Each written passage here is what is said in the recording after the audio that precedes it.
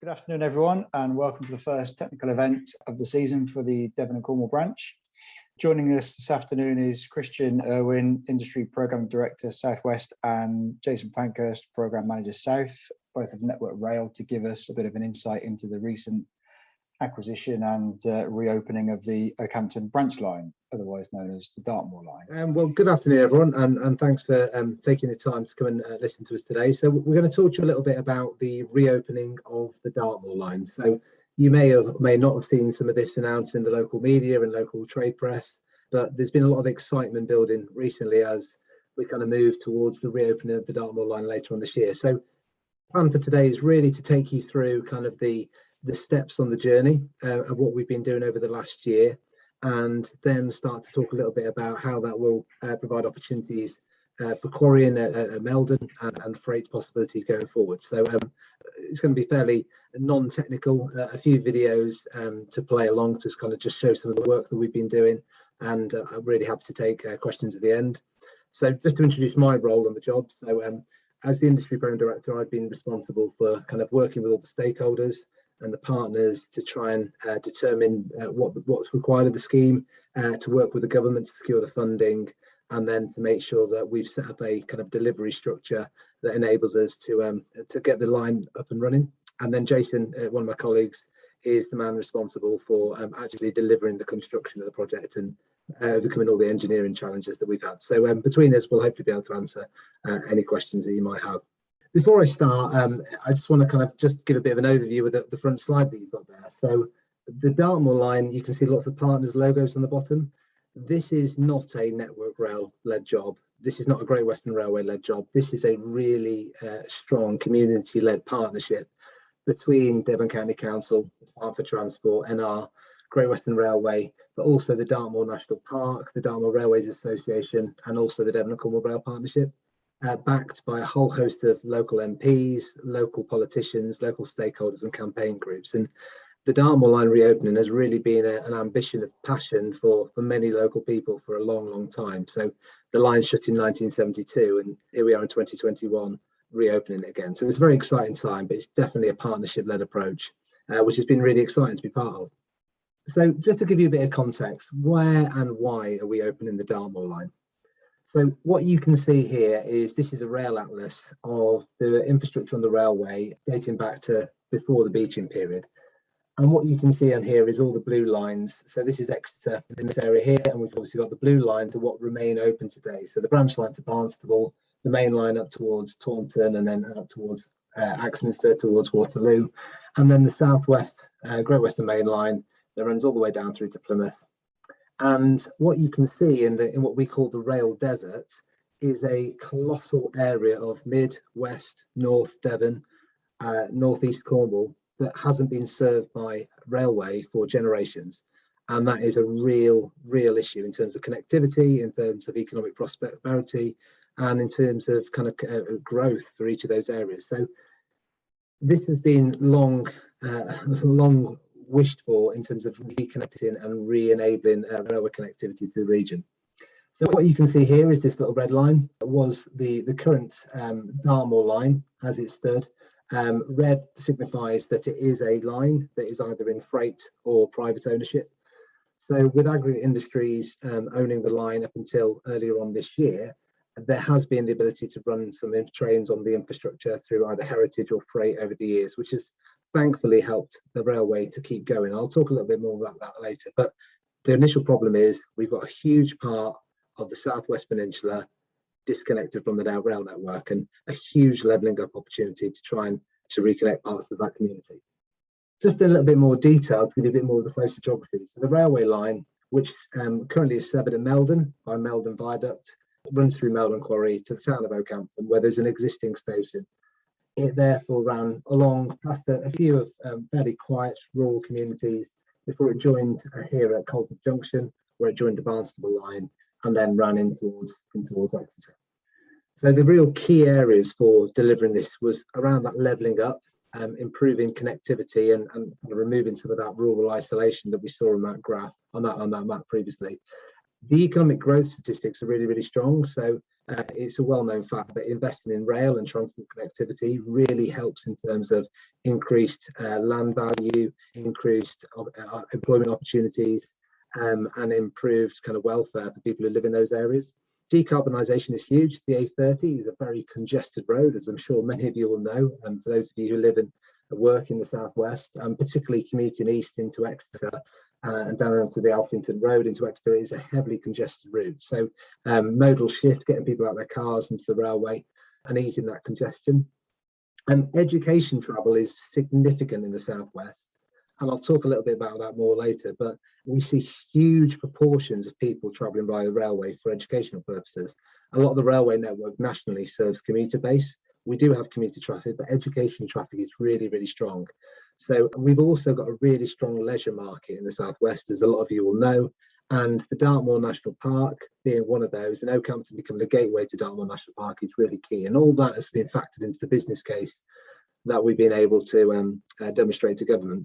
But the final thing really is about rail freight growth. So we have, since the pandemic, seen a rapid growth in freight on our rail network, and we really want to start to increase the capacity of being able to shift stuff off of roads onto rail, so that we move more raw produce, we move lighter goods by rail, and it's a really significant contribution to that zero carbon agenda. So that's all been factored into what the business case was for getting this line up and running.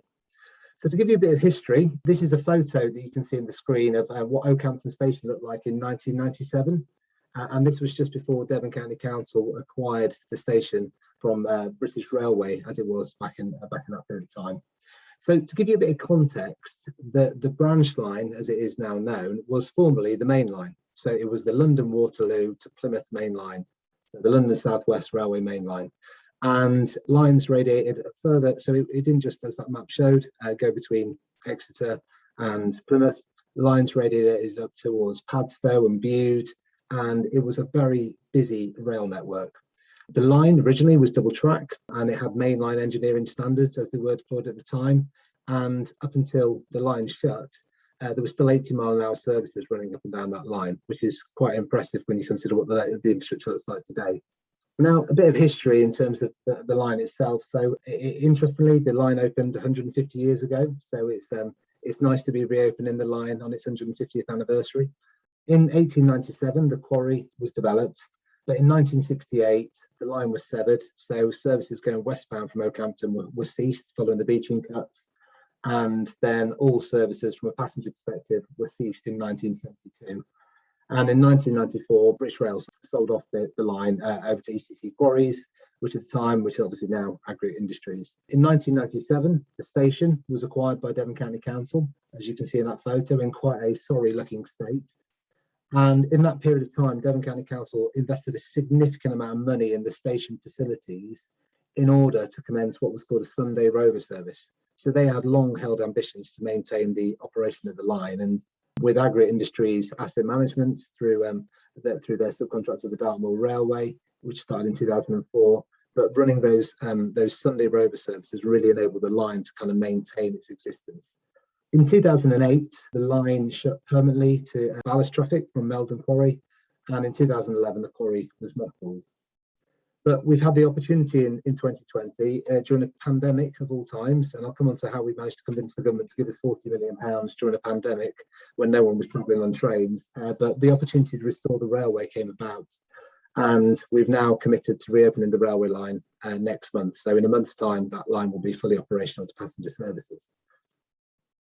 So what is restoring your railway? So for those who don't know, it was a government manifesto commitment that they would invest £500 million to restore lost railways and lost stations to provide levelling up and economic growth and connectivity. And there were three categories for how you could apply for this funding. The first one was what was called the Ideas Fund, and that allowed any formal group or local authority to put a bid into government for consideration for a small amount of £50,000 to help develop a business case for reopening either a former station or a former railway.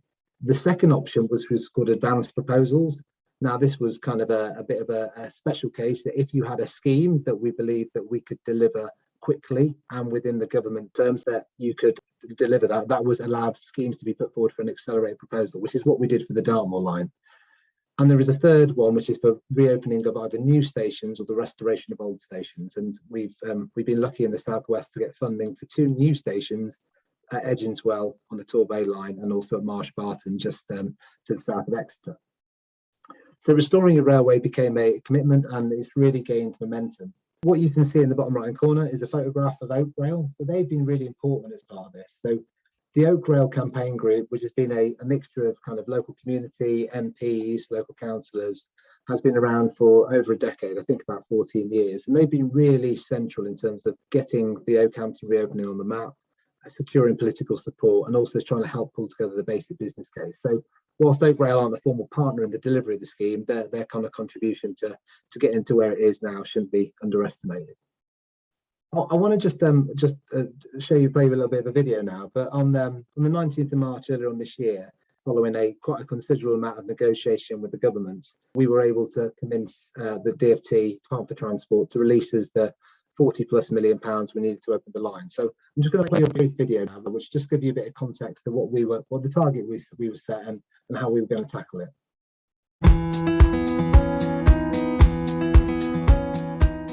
In 1871, the railway first arrived here in Oakhampton. Today's confirmation of government funding will see the reopening of this railway line, helping connect communities with a regular daily passenger service between Exeter and Oakhampton for the first time in 50 years. Services are expected to resume later this year on the 14-mile stretch of railway, known as the Dartmoor line.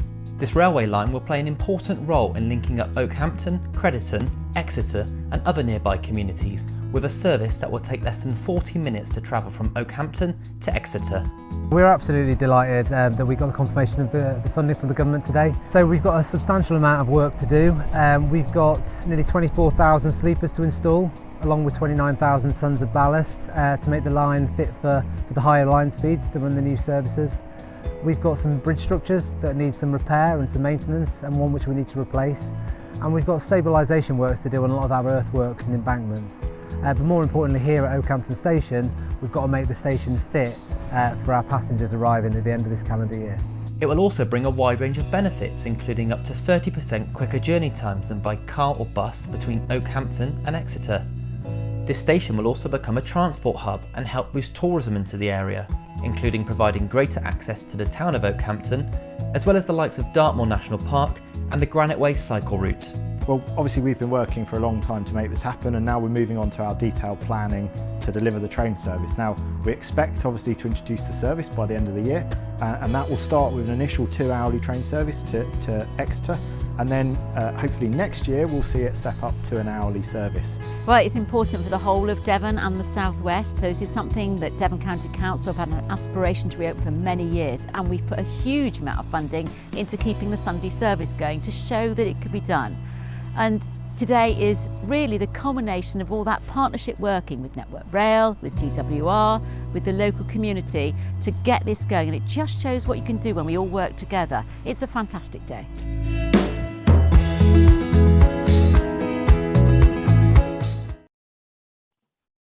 Okay, so that kind of gives you a bit of context of the journey we were about to start off on. So next I need to talk to you about kind of what we refer to as Project Speed. So taking funding from the government and being able to restore and reopen a railway in 8 months is a huge challenge, and it's never been done before. And we've been challenged by the government and by a joint initiative called Project Speed.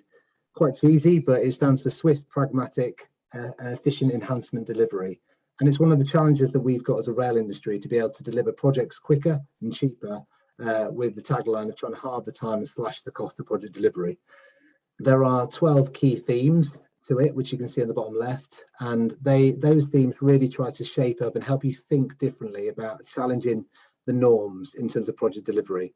How do you take a project, decide on what you're going to deliver, and being able to execute that in a very constrained time is not something that the rail industry processes usually allow you to do.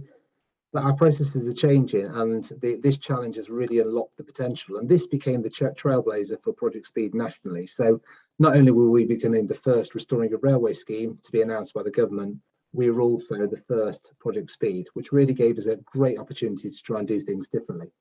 Just to give you a little bit of context on the patronage numbers, because I think this is really key, and this is a Great Western Railway slide, but during the pandemic, when we had no one travelling on the trains, and there was a message out, do not travel on public transport, how were we able to secure £40 million to reopen a railway? And that's one of the key things that we had to convince government that was the patronage would return. And this is a bit of a graph that we used at a point in time. So just to give you a bit of context, the green line is passenger numbers, and we're using Exeter Central as a bit of a proxy, but this is the number of people going through the gate at Exeter Central Station. And as you can see, it fluctuates depending on the time of the year, but that green line gives the baseline. As we got into the pandemic, as you can see here, this yellow flat line is the first year of the pandemic. And as you can see, we almost had no one travel on the trains. As we started to ease some of the lockdown restrictions, the growth rapidly started to return. And whereas most of the country was operating at about 20 to 30% of pre-COVID levels, Exeter in the southwest was over 70%. And it was at that point we were presenting the business case to the government. And the real strong reasons for that, as I said before, is built around the kind of diverse range of local markets and particularly strong leisure and education. So those kind of markets are really strong and are staying really strong. Obviously, there was further restrictions imposed. I think this is lockdown 2, and then you see we had lockdown 3, and they really affected numbers, but there was always a rapid growth. So there was always confidence. Now, 21-22, you can start to see as we've returned back out of lockdown and we've got all our restrictions eased, we now got more passengers travelling last month than we had 2 years ago before the pandemic. So nationally, we're still at about 40-50% of pre-pandemic patronage, but the railway in the southwest is strong. As you can see here, Exeter to Exmouth 101%, Exeter Barnstable 116%, Exeter to Paignton and Plymouth 94%. And if you look to Cornwall, the numbers are even stronger. So we've got a really strong performing railway in the southwest, which is really important to demonstrate why we need to do this scheme. I told you a little bit about partnership approach, because that has been absolutely fundamental to this. We could not have done this alone. Without an alignment of all the partners and all the stakeholders, this could not have happened. And we've always described it as a bit of a coalition of the willing. So those stakeholders, the communities, willing to allow us to make this happen. And the strong support, as I said, from the likes of Oak Rail, but local politicians. And I've just tried to really map out what we've got here. So the DfT have funded the scheme, Network Rail and Great Western Railway as the promoters and deliverers. But we had two really important stakeholders in terms of Devon County Council and Agri Industries, who were the freeholders of the station and the line respectively. And I can't say how great both organisations were in terms of dealing with those kind of property transactions on a huge scale in extremely short timescales. We had to secure the purchase or the agreement to exchange on the railway line from both partners before it could be announced. And I think we managed to secure that final exchange about 4 hours before the government announced the scheme, which was quite handy. But really great support from the freehold owners who have continued to support us throughout the opening. And then we've all got all our supporting partners in terms of the National Park and the Devon and Cornwall Rail Partnership and Dartmoor Railway Association. And it's been a great journey. And what you can see here is a few of the media events we've had where we've handed over the keys to the line. And this is the confirmation we had last week when we announced the services were due to start running next month. So moving forward, I'm going to talk to you a little bit about construction, and I'll ask Jason to pitch in a little bit here as well, because this is more his domain. But I just want to highlight some of the challenges that we've had to overcome. So 8 months from funding to the opening date, we had to install 11 miles of track in 20 days, which was a new record for Network Rail to make the programme work. A brand new signaller and driver communication system, 6-level crossings to upgrade, countless earthworks and drainage, maintenance to over 40 structures, getting Oakhampton Station fit for the 21st century, trying to deal with 14 miles of vegetation that hasn't really been managed since 1994 in a prime habitat for dormice and other protected species, and a real focus on how do we open a railway without gold plating it, making sure it's the minimal viable product that delivers the passenger service, is good quality and is safe, but also making sure it's fit for the 21st century whilst preserving its heritage. So I'm just going to play you another video which kind of just talks you through some of the construction methodologies that we've kind of deployed, and then I'll ask Jason to just say a little bit about some of the kind of the construction engineering challenges that we face.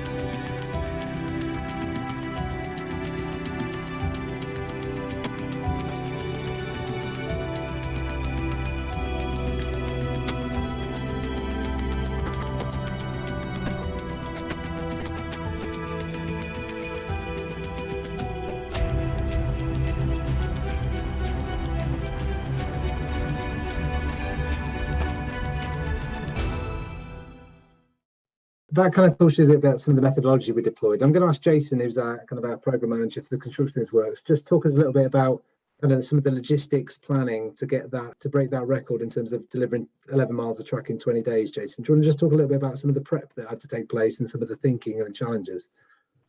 Yeah, hi everyone. Thank you, Christian. So when we took this project on for track construction, we had to look at it a completely different perspective from the way that we normally deliver our track renewals. We're normally quite lucky by having a line in and a line out. With this being a single line with it cut off and severed from the other ends of the track, we had to look at how we was going to deliver the materials, the actual track renewals themselves as well. We had to basically go back to the drawing board. So our first logistical nightmare was trying to work out how we're going to get in the region of 25,000 concrete sleepers to site. Normally on most of our track renewals, they come already preloaded onto trains and the NTC turns up and then basically installs them. On this occasion, we had to, as you saw in the video, stack 25,000 concrete sleepers at Oakhampton Station. And that meant us unloading off the train and then reloading, something that we don't normally do. It's normally done by one of our main deliverers of concrete sleepers. Then we also had to look at, there was 168 216 metre rails had to be delivered to sites by the long-loaded rail train over, I think it was 7 shifts. But at the same time we was trying to deliver that, we had to have one of our main plant shutdowns in Eastleigh. So all of our rails were going to come from the Scunthorpe area. So we had to build that into the logistics of delivering not just the Oakhampton upgrade, but also other conventional track renewals out on the main line.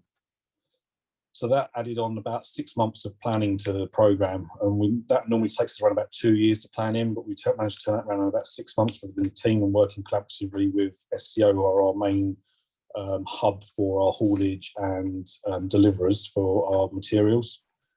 And then obviously when we got into the cusp of the planning of the construction, we then come across the ecology issues regarding the protected species. So we knew we was going to have from the onset was going to have an issue with the dormice.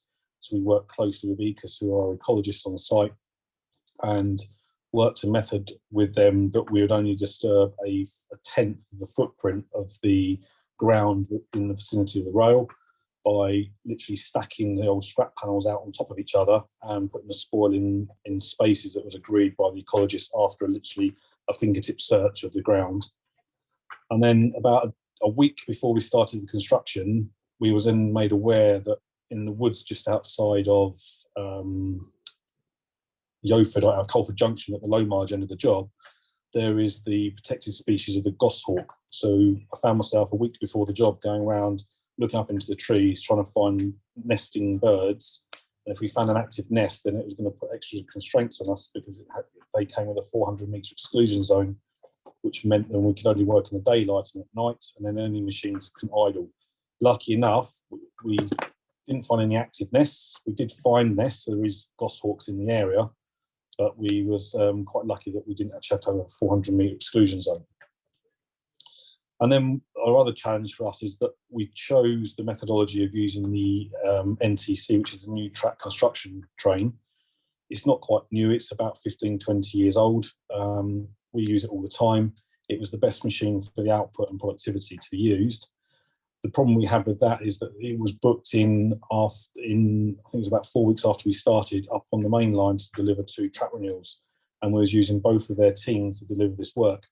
So we set a goal with them and a lot of meetings with them, not just in Exeter, but also in Nottingham, on how we could turn 10 miles of track, 11 miles, sorry, of track in the ground within 20 days. Had a lot of kickback from my team, said it won't be doable, but we found ourselves on the 20th day actually putting the last sleeper in, which for us was a big achievement myself. I think it sits at the moment as a national record for Network Rail for installing the amount of track in the shortest possible time. And we was actually allowed to release that train out on time, and that following weekend we released it on the Thursday, and then on the Saturday it finished a track renewal up towards I think it was Glasgow area. So we again achieved a promise that we would promise to other deliverers that that train will be released to undertake its booked services. And then the last one we had is obviously where we had 25,000 concrete sleepers stacked there.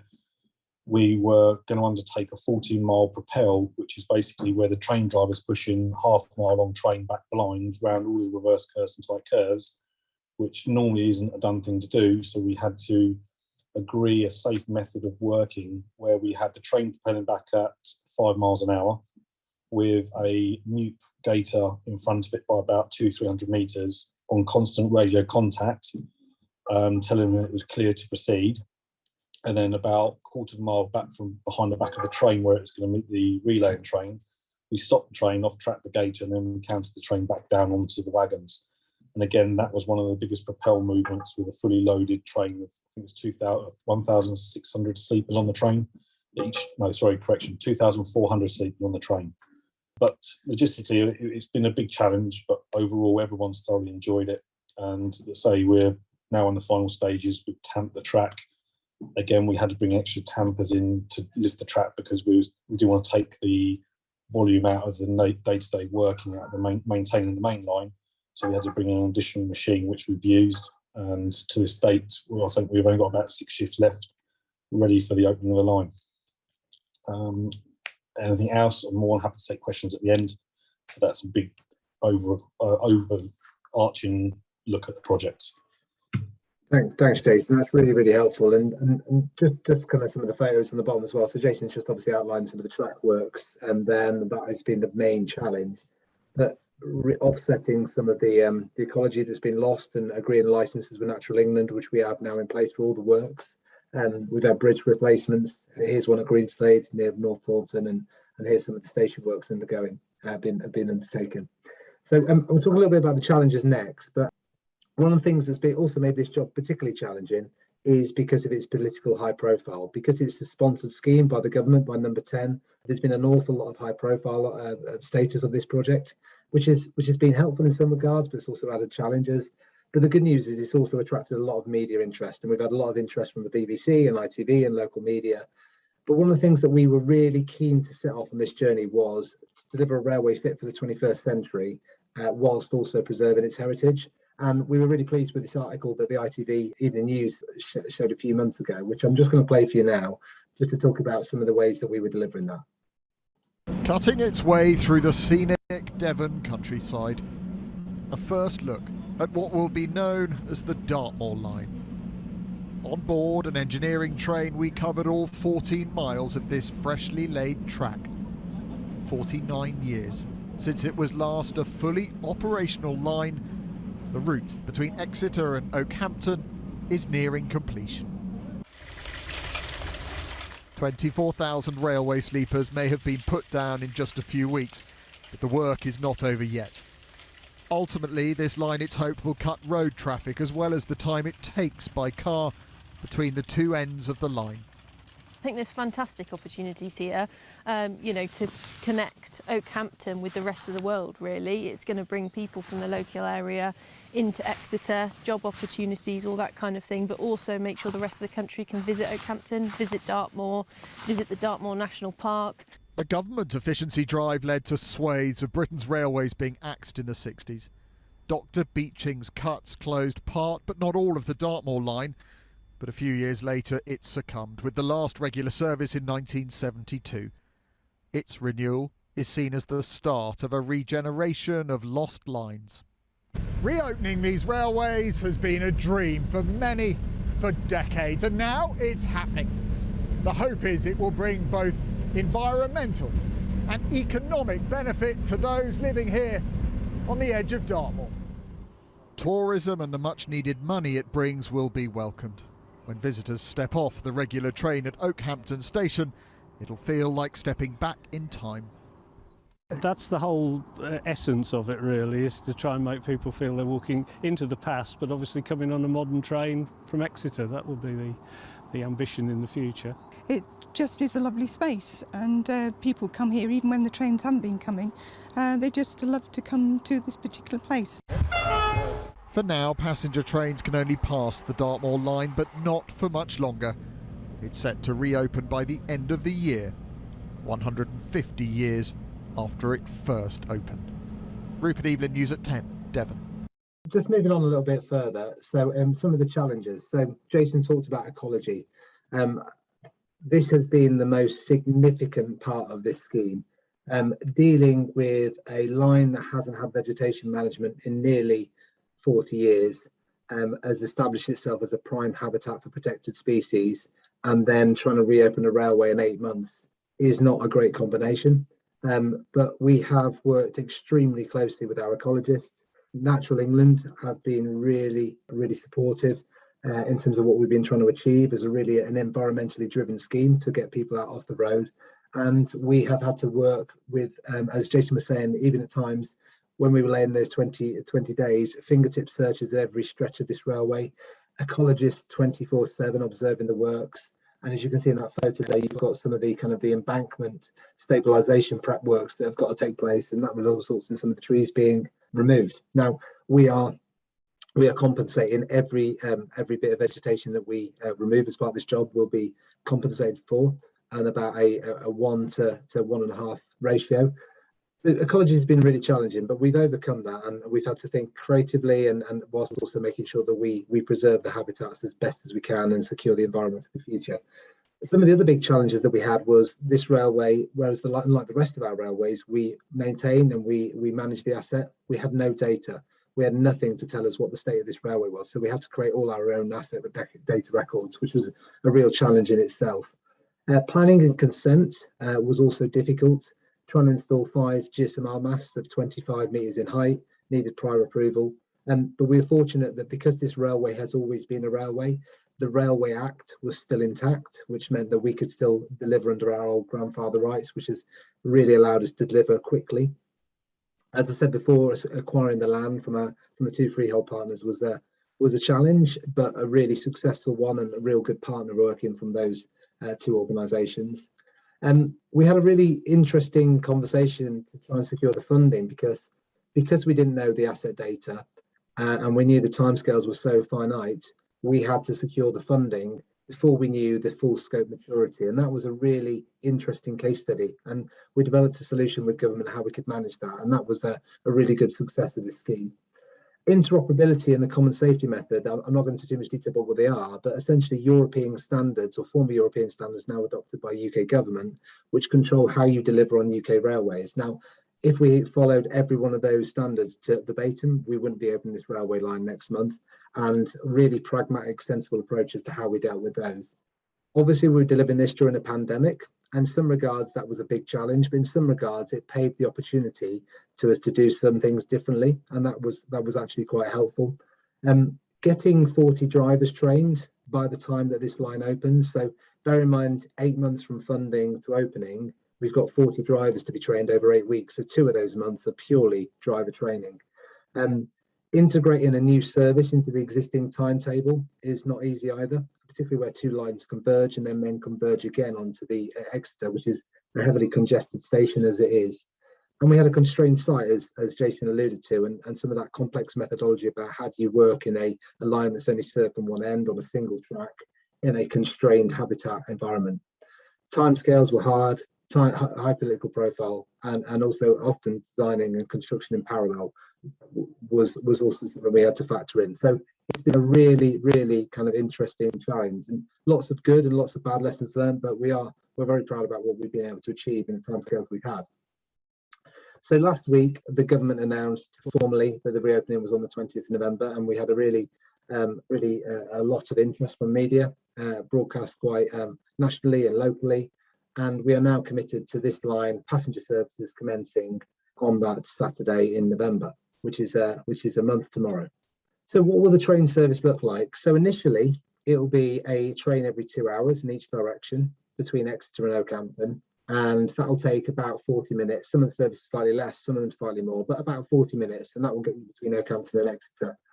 But we are funded to increase the line speed, which we're actively working on now, and we should have the line speeds ready to increase the service to an hourly service by next May timetable. May/June, we will launch an hourly service. We're also upgrading the station facilities to provide a new cafe and toilets and tourist information hub for Dartmoor National Park, and that will be ready in the spring of next year as well. So tickets are priced at £8 at any time day return, and then cheaper in the off-peak periods.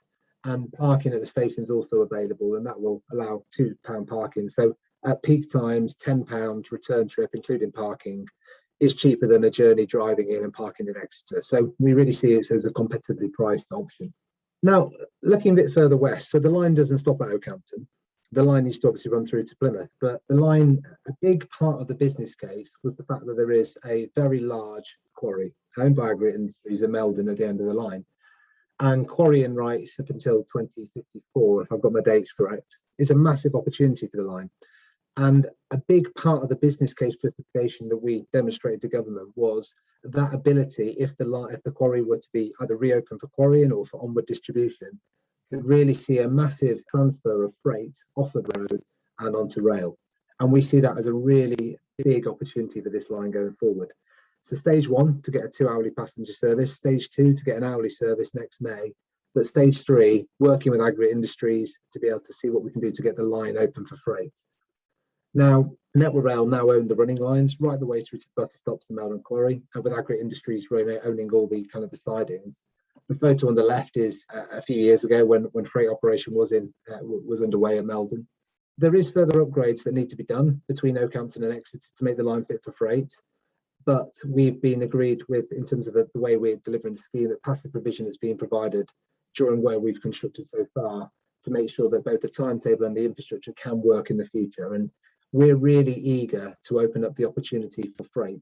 The passenger connectivity is really important, but freight opportunity is significant as well, especially when there's so limited freight terminals in the southwest. That is our next step and our future ambition, to really get freight and passenger services operating concurrently on the line. So that gives you a bit of an overview in terms of what we've delivered, what's happening next, and what the future might look like. Now, what I will say is that the reopening of the Dartmoor line is the start of the journey as opposed to the end of the journey. So lots of the community might be seeing whether there would be future opportunity to open further stations in the future. And that is very much a possibility. One of the big aspirations that we have working with West Devon Borough Council and Devon County Council is to open a new station east of Oakhampton, adjacent to the A30, called the West Devon Transport Hub. And the idea there is it will make it even easier for people to get off the A30 and to join and catch a train onto the Dartmoor line. So there's lots of future growth potential that's been built into the business case, but for the moment it's all about focusing on getting the passenger services open next month with a view to the hourly service next year. So that concludes our presentation, and we'll happily take any questions from anyone in the audience. I'll kick off if you like. Thank you, Christian. I mean, we've obviously had a number of conversations over the last sort of few months, and while I was aware of what was going on, there was still, loads of stuff in there that I just wasn't aware of, or you just don't really consider. So we have to jump through an awful lot of hoops to get our funding, and I imagine you guys have to jump through those hoops and even more again. So quite interesting to see a bit of an insight into that. I guess the killer question with any sort of large project like that is, what would you do differently? What are the sort of the big learning points that came out of it, do you think? Well, I've got a few things that I'd probably say, but from a construction perspective, Jason, is there anything that you want to, from an engineering and construction, is there anything that you do differently? I think one thing we'd like to do, if the project came out, we was notified, is to bring a line to understand the asset more before we start construction. Because when we undertook the construction, we found like some of the trap beds were in a poorer state than what they should have been in. So understanding the asset before we start construction, that would have led to a completely different way of us doing the construction. We'd have brought in different wagons to handle the spoil. So like at the moment, we're now clearing all the spoil that we generated from the track side, but we could potentially, with a little bit more time and a bit more understanding, we could have brought in some wagons that we use on our high output machines, which collects the spoil and we'll take it away instead of dumping it into the cessor. We'd actually have less of an impact on the ecology side. But really, the method we used is the way that we'd normally handle our single line track renewals, but this was on a grander scale, and we'd look at a different way of maybe handling the sleepers as well, because handling 25,000 sleepers, there was working at heights, there was working at nights, different weathers as well. It's obviously, everyone knows Dartmoor, you get 5 seasons or 4 seasons in one day sometimes up there. So one day we contended with snow in the morning and a heat wave in the afternoon. So it was an eye opener for all of us, but it's a good stepping stone for future projects of this kind. From my perspective, what's been brilliant about this job is it's been a trailblazer for project speed and for doing things differently. And we have gone into everything with our eyes open, but there have been challenges that we didn't expect. And there were things that we've had to overcome, and particularly the ecology challenges have been pretty significant. And I think for me, this has been a test of what we can achieve as a rail industry and as a local community and as a government organisation. I think it's been a real good test. I think a lot of the stuff that will come out of this scheme will, we could deliver this kind of level of speed again, but there are probably checks and balances that we do along the way to make sure that we can be even more efficient. Because as Jason said, that we've identified things in terms of when we've been physically in the ground, that had we have had a few more months in terms of doing detailed inspections, surveys, we could have understood in advance, and that would have saved us kind of duplicated effort and repeated work. So there is further efficiencies to be gained in the future by kind of learning some of the lessons from this. But I think absolutely the one thing that sticks out for me is the key thing here is partnership working. And I think that's the one thing we got absolutely spot on here. We may have not got it perfect with every organisation, but in terms of partnership working with all the kind of main players and a single guiding mind through it all to make sure that everyone's stakeholders' aspirations were met, allowed us to kind of avoid those political hurdles, which often kind of stops kind of some big investments in their tracks. So that for me has been one of the biggest lessons that we've taken away from this, is how we got that right and how do we make sure we get that same partnership model going on our other major significant investments. Excellent, thank you. I think Ben, you've raised your hand. Yeah, afternoon. Just to say, yeah, firstly, really good presentation on that. Really enjoyed that. I was lucky enough to, or unlucky enough to work at Meldon for 4 years back in the late 90s. So I know it quite well, and I know a few people on here. I think I've seen Mr. Roger Tart's on and Dave Payne, so they certainly know the site better than I do. The main one I was really interested in, you know, what you're saying about the planning regarding, obviously it comes under the Railway Act. How does that kind of work? Because the main, you know, one of the big challenges we have, certainly in the quarrying industry, is obviously planning. You know, the planning cycle and process can take forever. You know, there's a lot of under-resourced, you know, councils and all the rest, you know, dealing with planning. But, you know, when you say about the Railway Act, I'm just interested how that works and kind of what time frame is that. You know, when you say the Railway Act is in, you know, still stands, is that finite, or is there a, you know, is that work up to 2040 or whatever the? So the Railway Act for this line was in two parts, 1862 and 1864, and then got merged into the Devon and Cornwall Rail Act in 1867. And for something written so long ago, it carries an awful lot of weight.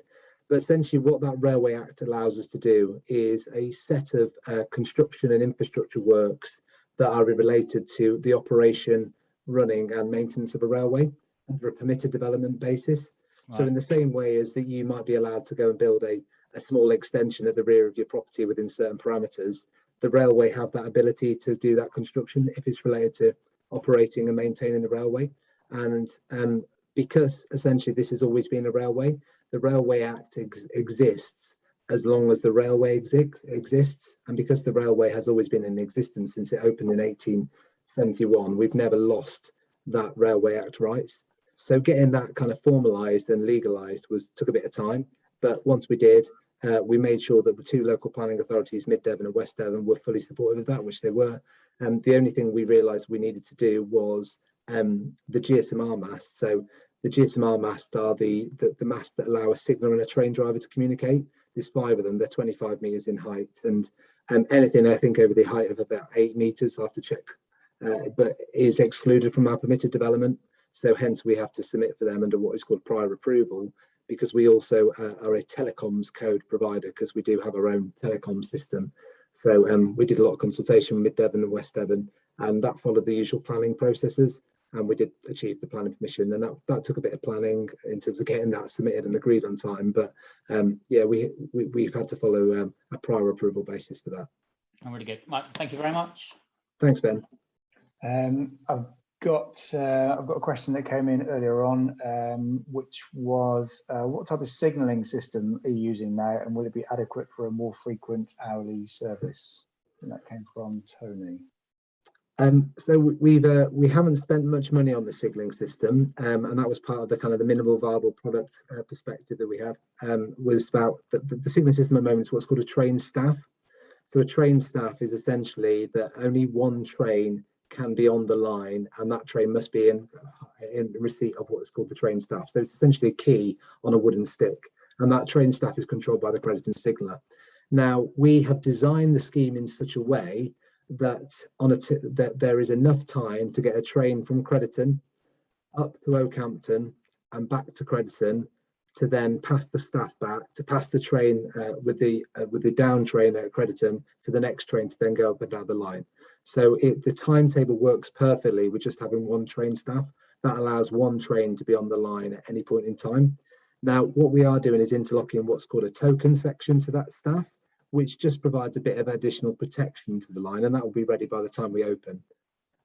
But we have got designs ready for if and when freight is to kind of start running the line, where we will essentially have two token sections, a line from Oakhampton, a single token section from Oakhampton to Meldon, but an ability to get a token from either end of the line rather than just a crediting signal box.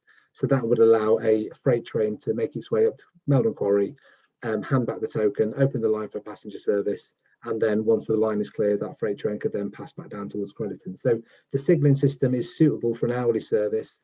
It will be suitable for a certain amount of freight activity on the line. If we want to go to higher line speeds in the future and more frequent services, it will rely on a modern signalling system, but that is a future proposal. But at the moment in time, what we've got is capable of delivering an hourly service next year. Okay, fantastic. Thank you. I think Richard had his hand up as well. Richard Bird. Oh, yeah. Yeah, thank you, Brian. Can you hear me okay? Yeah, loud and clear. Many thanks. Brian, I live in Scotland. I have long-term connections historically with quarrying in Devon, both south and north. I'm fascinated by the talk today. Many thanks to Christian for a super presentation. I almost had tears in my eyes to see the old railway lines on Dartmoor opening up again, and Meldon Quarry too. You mentioned briefly that the line is hopefully being prepared for freight, but you had a few jobs to do. My question is, if we wanted to ship stone out of Meldon Quarry, could we do it tomorrow, or do you have a lot more work to do on the line? Thank you. Thanks, Richard. Thanks for your comments. So the answer is, at the moment, that the track between Oakhampton and Meldon itself is not fit for doing for freight traffic under Network Rail standards. But what we have got an agreement in place is that if there is demand for freight on the line, that there is a series of kind of categories in terms of the frequency of that freight. So if it was low frequency or medium frequency or high frequency, that there are interventions that have been planned over the course of 6, 9 and 12 months to get that line fit and ready for freight commencement. So once we get once we're working in partnership with Agri Industries, once there is demand for kind of freight services to Meldon Quarry, we'll work together to find a solution to make sure the line is fit for freight.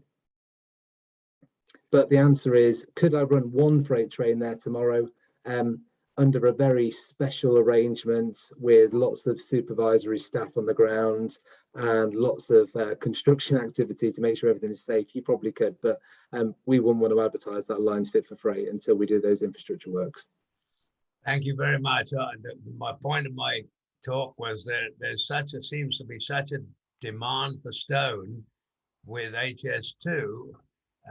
There aren't too many places that are linked to railway lines that could bring it in, whether you're talking about Scotland or Dartmoor. And, it's great to hear, Meldon Quarry used to be an old British Railways, I should say, quarry for aggregate for rail track. And I just wondered, the potential for the future.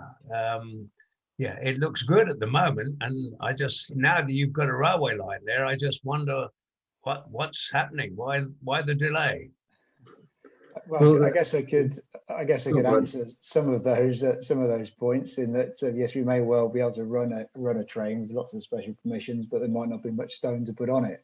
Is the main problem. So yeah, we are actively looking for those commercial opportunities, and yeah, Meldon is, as you say, a great potential. It has great potential. So it is something we are actively looking at. It is difficult in that there is no processing plant left at Meldon, and what you would sort of deem as the old sort of high quality ballast is buried under a lot of other, perhaps certainly sort of sub ballast standard stone and aggregate at the moment. So we need to find some opportunities to get rid of that before we get back into the real sort of good ballast material. But yes, there is definitely a desire from AI to explore that, and also the other freight options as well. We have a sort of fairly considerable land holding at Meldon, and as Christian alluded to, there might be other options in terms of local depots taking sort of road traffic off the A30. So yeah, a couple of options for us definitely, and one that we certainly won't just sit on. But certainly, Richard, the as I said, the business case for this line was about unlocking that ability in the future whenever that demand was there. That is a big part of the business case for this job, getting freight and passengers reconnected on the rail. Okay, well, we'll leave it then, shall we? So yeah, absolutely fascinating, Christian. Thank you, and yeah, lots of great detail in there, and yeah, pleased that we can for the time being hopefully hold a record down in the southwest for that track lay. So I'm sure with the learnings that will come out of Meldon, you'll beat that record somewhere else. But for the time being, at least it stands there. So yeah, brilliant. Thank you very much for this afternoon. So on behalf of the branch and institute, thank you. And thank you very much. That concludes the afternoon.